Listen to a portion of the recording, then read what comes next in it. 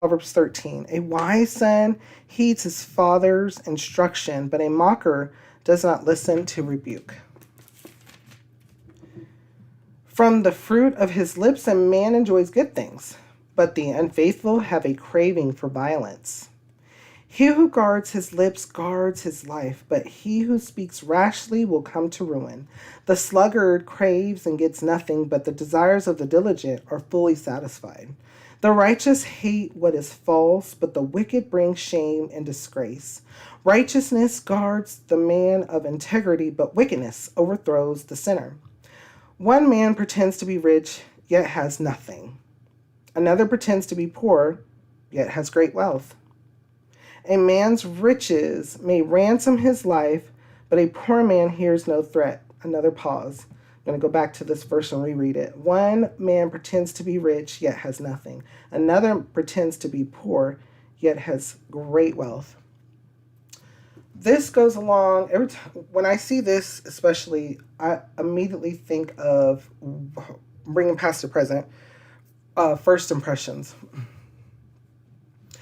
Man, oh man, do we live in a society that really, really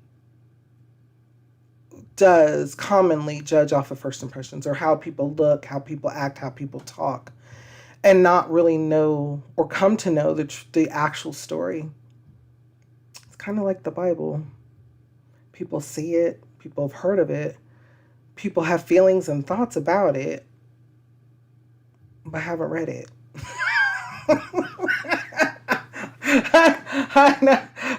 Comments.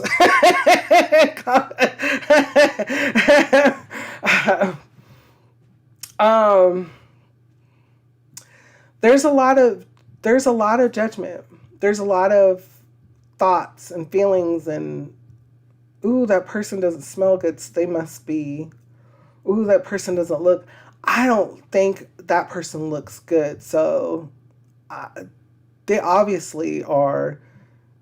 Oh, they're wearing kind of scraggly stuff, and their teeth are crooked, so they must be.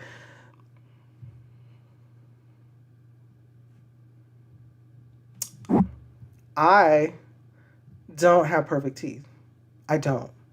I've had opportunities to get them corrected, even flippers, Um, I chose to remain the way I have. And it's not out of disrespect for someone else.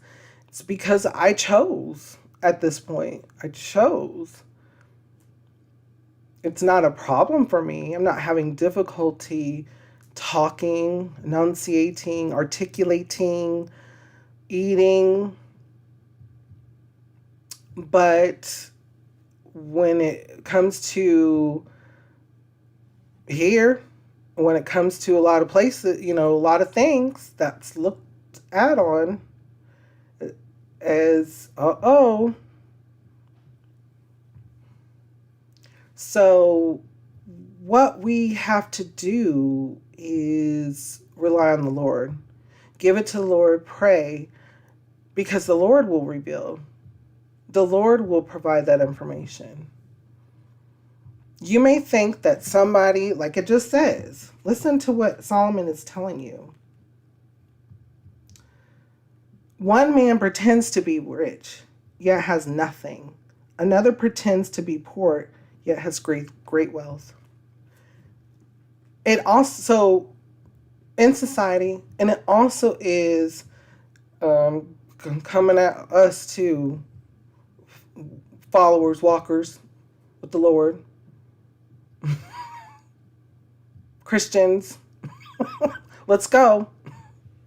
We tend to, and I say we, I really try not to, and I ask for the Lord for forgiveness when I ever, but I made sure to keep that out of my thought process. I immediately, as soon as it comes up in my thought process, give it to the Lord. You never know who is, and who and where their walk is, where they are in their and on their journey with the Lord. There are so many people that are quick to judge, including followers of the faith, including us Christians. You know, the Lord, when he chose Israel, what did he say? Listen to remember what he said. He said that they could be they could be the best at everything, but they can also be the worst at everything. Go back in verses, there's more verses in the Exodus, Genesis, Exodus, Leviticus. You know, there's you can even go back to this Bible studies and re-listen and reread. But many of times, the Lord had to say, you know, and so we can become that prideful. We can become pompous and arrogant because we think we know and we don't know. So even at times being a follower of Christ, even when you feel like, yeah, I know, but do you know? Do you know because you think you know, or did the Lord tell you? Have you went to the Lord? Seek first him. We always seek him first, including when you're a believer. That's right. I know. These lessons can be difficult. We laugh, we cry, we have highs and lows. We can also criticize. So, because with that constructive, with that information, with that wisdom, we grow. We grow. Whew. What kind of thoughts or feelings come to your mind when we read over this? How does it make you feel and what does it make you think?